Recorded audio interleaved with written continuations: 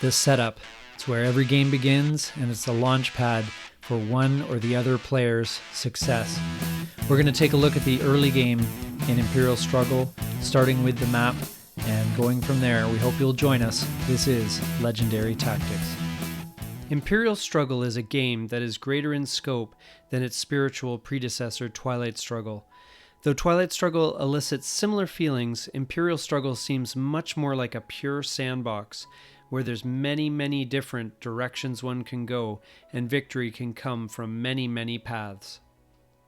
Furthermore, because this game is only a few months old, no set strategies, as far as I know, have yet to settle into place.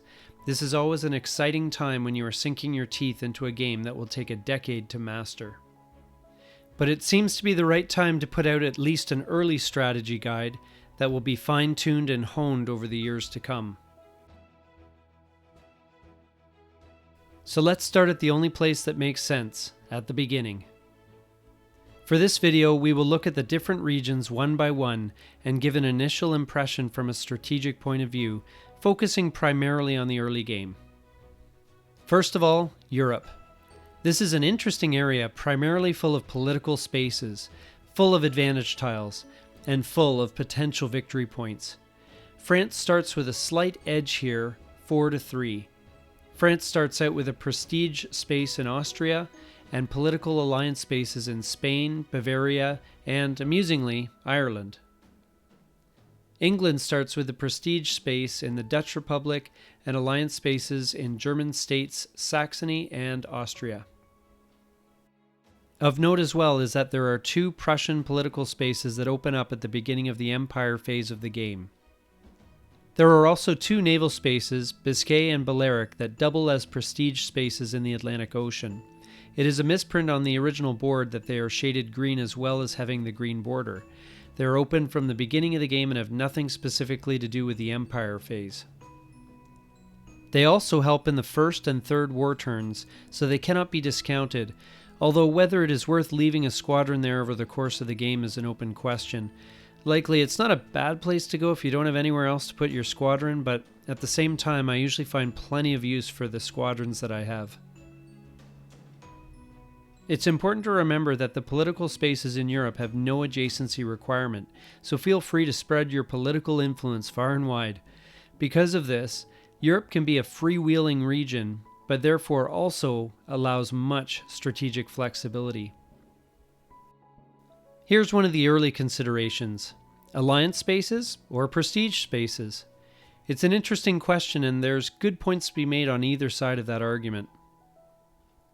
Certainly the alliance spaces have more value earlier on in the game, especially if you hang on to them and they confer a benefit to you over the course of multiple war turns. But the prestige spaces are worth victory points, pure and simple, and having an advantage in prestige spaces over the course of a full game can be worth as much as 14 victory points in Europe. There is a phenomenon that carries over from Twilight Struggle, which I call placement momentum. Basically what that means is that there's a tremendous advantage to being the first to play into an empty space. Unflagging a space and then flipping it to your side takes a lot of action points. And so a lot of times spaces will get flagged by one side and the other side will just not have the time or the interest or the action points to spare to flip it. And this is exacerbated by the fact that minor actions in this game cannot be used to unflag spaces held by the other side. And the only reason generally to do so is to set oneself up to, say, take an advantage tile, or to take advantage of an event.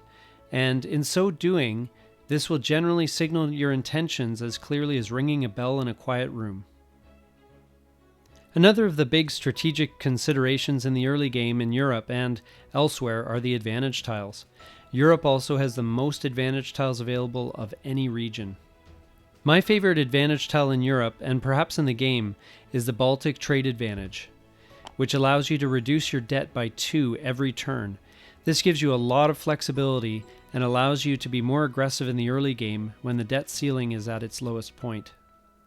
The other advantage tiles I like allow you to place conflict markers, which can add up and can be very disruptive not only to the game board scoring, but to your opponent's play, who must decide whether it's worth a couple of military action points to remove a given conflict marker. Europe only has 2 advantage tiles that do this: Central Europe Conflict and Mediterranean Intrigue. Gibraltar's advantage tile is also intriguing, as it allows you to send an enemy naval squadron back to the navy box with just a single military action point.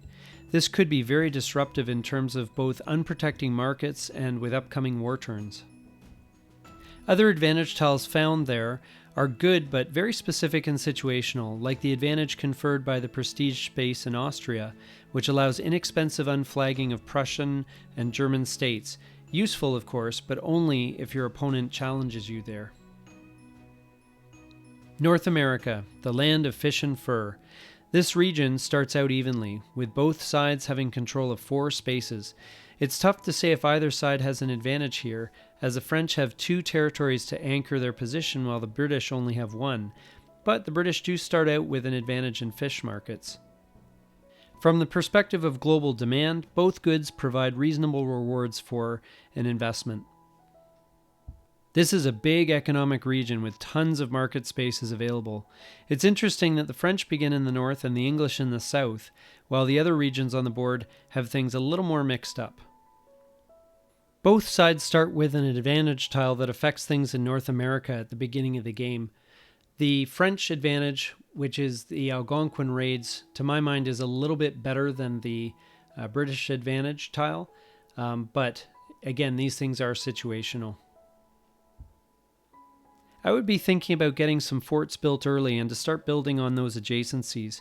You can use conflict markers to disrupt the economic growth of the other side, and the British may have a bit of an advantage here with naval strength, with the Gulf of Maine standing out as being of particular strategic interest. The first war that comes up, the War of Spanish Succession, has 2 theaters that are going to be of immense interest as far as North America is concerned: Central Europe and Queen Anne's War. Losing either or both of them badly could really undermine your position in North America from the get-go. By the same token, winning both of those theaters can really set you up for North American domination, especially if you win by a decent margin. So do keep this in mind. Next is India. India starts out the game balanced in terms of territories and markets, with the English being the filling of a French sandwich, so to speak. Market-wise, the 2 goods that are there are cotton and spice. The French have a 2-1 advantage in cotton at the beginning, and Britain has a 1-0 lead in spice. Control of the cotton market has a decent advantage in the early game, but early game control of the spice market strikes me as inferior and not worth a tremendous early game investment. In this region, there are only 2 naval spaces and 2 forts.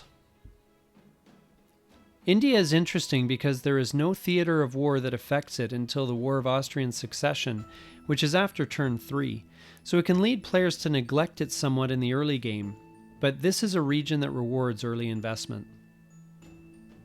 The region is a mixture of hubs like West Bengal, which have tons of options, and narrow alleys like Mangalore, which offer only 1 path through them. Tiruchirappalli and West Bengal are the most interesting as choke points here. You will likely want to focus on controlling them to limit the growth of your adversary.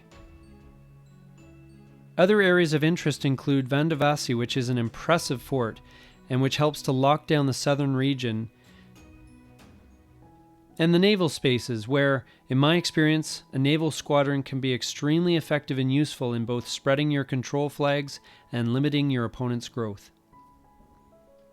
And 3 of the 5 advantage tiles provide lots of conflict markers, which can be really disruptive to expansion and scoring. The other 2 tiles simply make it cheaper to unflag a rival's market, which contributes to a conflict of an economic sort. For this region, it really feels simultaneously like both a sideshow and a desperate knife fight in a phone booth. Nevertheless, you neglect it at your peril. And last but not least, we have the warm, pirate and shark-filled waters of the Caribbean. The region begins with an incredible 5 spaces under each power's control, and this doesn't count the territory owned by Spain. The goods in this region are tobacco and sugar. Tobacco is of particular interest in the succession era, as control of that market provides 3 victory points, albeit with a small bit of debt tacked on. And the sugar market is amazingly rewarding to control not only in the early game, but throughout. There are 4 naval spaces, which is the most of any region, and there are no forts here. Looking at the initial setup, what is immediately noticeable is that Barbados and Guadeloupe are going to come into conflict early, so each side should strongly consider a naval squadron in the Antilles Channel. Naval support can be key in any theater, but it seems especially relevant here, with each naval space acting as a juicy, delicious hub with many spokes leading to many strategic possibilities. Other than the bottom right corner, each power has a little bit of room to grab some markets before running into the other side. And this is where the buccaneers and privateers can come in with their advantage tiles, disrupting the expansion with conflict markers. Controlling both of these political spaces early can be very disruptive to the economic expansion of your opponent. At minimum, you're going to want to split the ownership of them. I also like the advantage tile provided by Asiento, which allows you to build naval squadrons cheaply, and because it's linked to a territory, isn't an advantage tile that's easy for the other side to steal. As mentioned earlier, those very affordable ships will come in really handy in this region. For now, we will end things here. There are of course many other considerations to early gameplay and gameplay in general, and we will look at all of these in future videos. I'm excited to open the discussion on this amazing game in the comments section below. As always, be respectful in your disagreements and argumentation. I don't claim to have all the answers, and in fact some of the strategies I've outlined may prove to be ultimately below par, but as I said earlier, these are exciting times in the discovery of a new instant classic.